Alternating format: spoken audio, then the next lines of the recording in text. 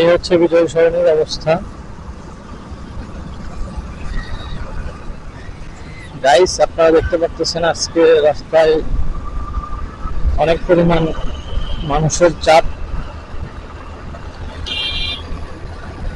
আজকে কিন্তু basically off day, তারপরে এত চাপ, বুঝতে পারছেন বিষয়টা? দুজন তো আছে এই কারণ একটাই, আজকে বন্ধের দিন, মানুষ এই রাস্তাগুলোতে বেশি আসে। এই যে নব থিয়েটার, এইখানে মানুষ টিকিট কেটে ভিতরে ঢুকে মনে করেন যে উপভোগ করে।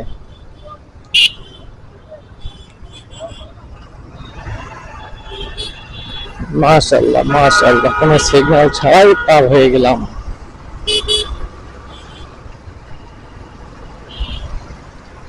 সেনাবাহিনীতে বসলে ভালো লাগে, কারণ তারা অন্যায় কাজ করে না এবং কাউকে করতেও যায় না। ঢাকা শহরের ম্যাক্সিমাম রাস্তা এবার আমি দেখলাম বেশি নষ্ট হয়ে গেছে, কারণ টানা বৃষ্টি হচ্ছিল তো, যার কারণে রাস্তার খুব বাজে অবস্থা হয়ে গেছে।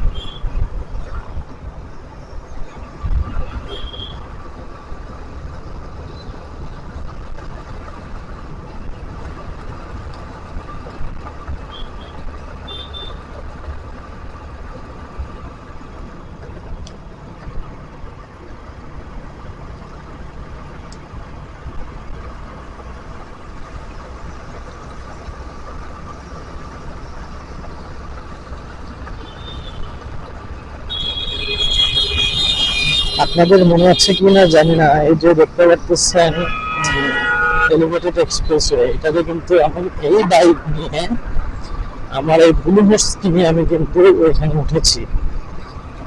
এটা হচ্ছে উঠছিলাম বেশ কিছুদিন আগে দেশনেত্রী বেগম খালেদা জিয়া যখন লন্ডন থেকে দেশে ফিরে, ওই দিন শুধু দিনের জন্যই বাইকটা এলিভেটেড এক্সপ্রেসওয়েতে চালু করে দিচ্ছে। পেয়ে দিয়েছিলাম 20 টাকা, ভালো লাগছে। আবার ভালো লাগতো যদি পুরোটা ঘুরতে পারতাম। আসলে আমার সময়ের মানে যতটুকু সময় বেশি ততটুকু ঘুরছি আমি। ওইখানে তো তেজগাঁও উঠে নোয়াখালীতে নামছি, এই আর কি। এয়ারপোর্টের দিকে যাইতে গেলে আরো বেশি ভালো লাগতো। নেক্সট টাইম আবার কখনো যদি সুযোগ হয় আবার উঠবো ইনশাআল্লাহ। সবাই আমার জন্য দোয়া করবেন। আর আপনারা কেন ফেসবুকে আমার ভিডিও দেখেন বাট ফলো করেন না ভাই, এটা কিন্তু আসলে খারাপ দেখায় আমার জন্য। পার্সোনালি আমি কষ্ট পাই, কারণ আপনারা ভিডিও আমি দেখি যে আমার ফলোয়ার দেখে 10% আর নন ফলোয়ার দেখে 90%, 90%। চিন্তা করেন তাইলে। আমার বন্ধু কল দিছে।